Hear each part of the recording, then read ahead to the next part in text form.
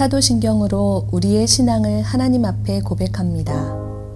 전능하사 천지를 만드신 하나님 아버지를 내가 믿사오며 그 외아들 우리 주 예수 그리스도를 믿사오니 이는 성령으로 잉태하사 동정녀 마리아에게 나시고 본디오 빌라도에게 고난을 받으사 십자가에 못 박혀 죽으시고 장사한 지 사흘 만에 죽은 자 가운데서 다시 살아나시며 하늘에 오르사 전능하신 하나님 우편에 앉아 계시다가 저리로서 산 자와 죽은 자를 심판하러 오시리라. 성령을 믿사오며 거룩한 공회와 성도가 서로 교통하는 것과 죄를 사하여 주시는 것과 몸이 다시 사는 것과 영원히 사는 것을 믿사옵나이다. 아멘.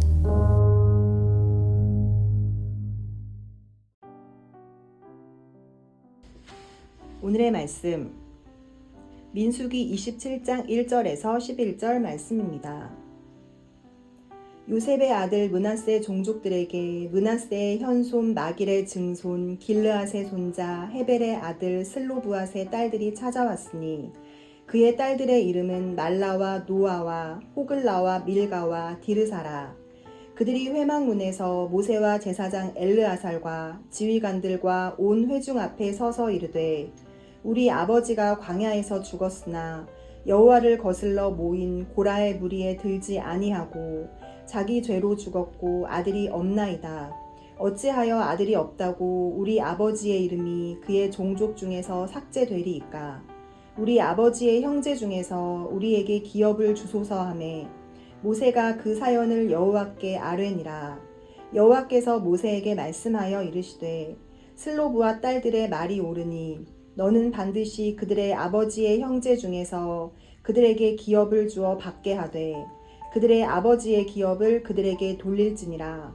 너는 이스라엘 자손에게 말하여 이르기를 사람이 죽고 아들이 없으면 그의 기업을 그의 딸에게 돌릴 것이요 딸도 없으면 그의 기업을 그의 형제에게 줄 것이요 형제도 없으면 그의 기업을 그의 아버지의 형제에게 줄 것이요 그의 아버지의 형제도 없으면 그의 기업을 가장 가까운 친족에게 주어 받게 할지니라 하고 나 여호와가 너 모세에게 명령한 대로 이스라엘 자손에게 판결의 규례가 되게 할지니라.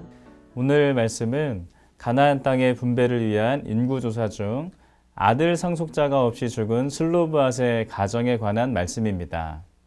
당시 이스라엘은 20세 이상이 되는 남자의 수를 계수하여 그것을 기준으로 각자의 기업을 삼게 하였습니다. 그런데 여기에서 한 가지 문제가 발생한 것입니다. 그것은 가정에 남자가 없고 여인들만 남게 된 경우였습니다. 이들은 이스라엘의 원칙대로라면 가정에 남자가 없으므로 기업을 못 받게 되는 부당한 처사를 받게 된 것입니다. 므낫세 지파 중에 슬로브앗의 가정이 바로 그랬습니다. 그에게는 딸만 5이 있었고 아들은 한 사람도 없었습니다. 따라서 슬로브앗이 죽게 되자 20세 이상의 남자만 계수되는 기준에 따라서 그의 딸들은 아무런 상속도 받지 못하게 될 처지에 놓이게 된 것입니다. 아들이 없기 때문에 가나안 땅을 분배받을 수가 없던 겁니다. 당시 사회에서 이것은 참으로 중요한 문제였습니다. 가나안 땅을 기업으로 받지 못한다는 것은 당장에 먹고 사는 것도 문제이지만 그 가나안 땅을 기업으로 얻지 못한다는 것은 하나님의 거룩한 공동체에서 끊어지는 것을 의미하기도 했기 때문입니다. 당시 사회적 분위기나 관습으로 봐서는 이제 슬로브앗의 딸들은 가정에 남성이 없다는 이유만으로 심각한 어려움에 처할 수밖에 없던 것입니다.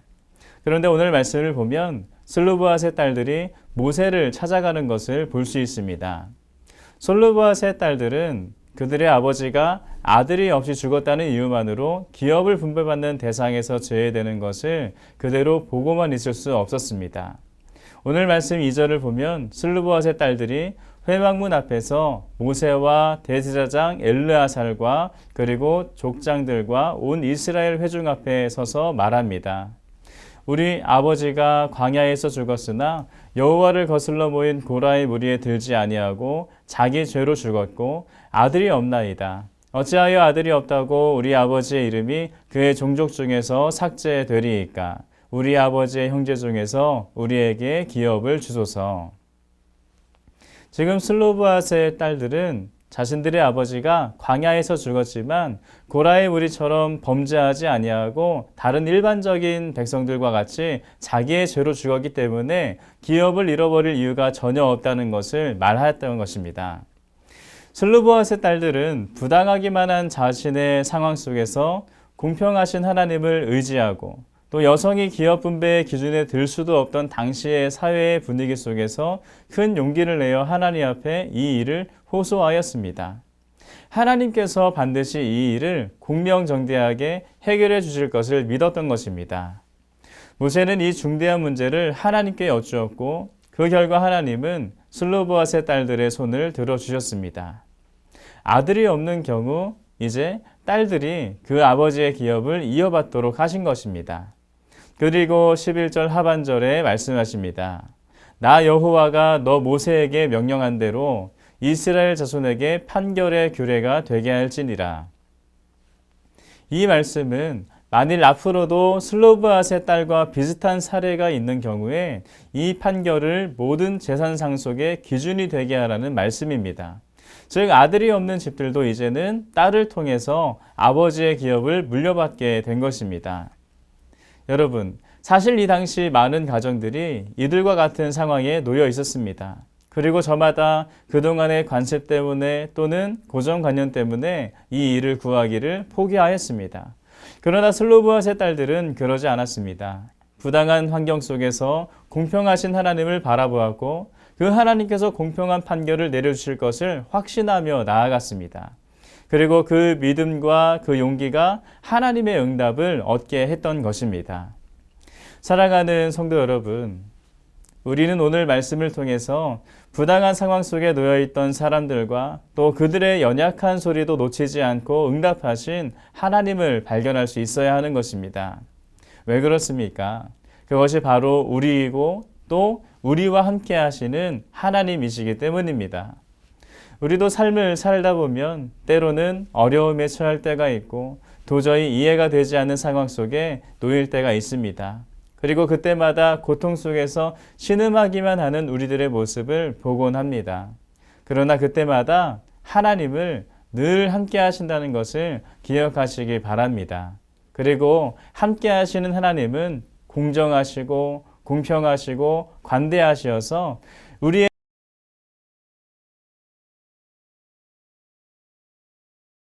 작은 음성도 놓치지 않으심을 기억하시길 바랍니다. 바로 그 하나님께 우리가 연약하지만 용기를 내어 간구할 때 슬로브앗의 딸들의 작은 소리도 놓치지 않고 응답하시고 도우셨던 그 하나님의 역사가 우리에게 임할 줄 믿습니다. 주님은 우리에게 구하라 라고 말씀하셨습니다. 용기를 내어서 구하시고 하나님의 도우시는 역사를 경험하시는 오늘 하루가 되시기를 주님의 이름으로 축복합니다. 함께 기도하겠습니다. 할렐루야. 살아계신 하나님, 하나님께서 오늘도 우리와 함께 하시며 동행하시니 감사합니다. 오늘 이 시간에도 하나님께서는 함께 하시며 우리를 지키심을 우리가 기억하게 하여 주옵소서.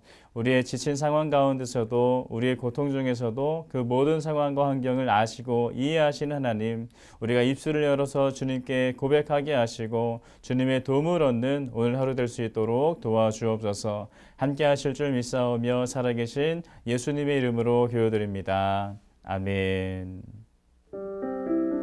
주님이 가르쳐 주신 기도로 예배를 마칩니다. 하늘에 계신 우리 아버지여, 이름이 거룩히 여김을 받으시오며 나라가 임하시오며 뜻이 하늘에서 이루어진 것 같이 땅에서도 이루어지이다. 오늘 우리에게 일용할 양식을 주시옵고 우리가 우리에게 죄 지은 자를 사하여 준 것 같이 우리 죄를 사하여 주시옵고 우리를 시험에 들게 하지 마시옵고 다만 악에서 구하옵소서. 나라와 권세와 영광이 아버지께 영원히 있사옵나이다.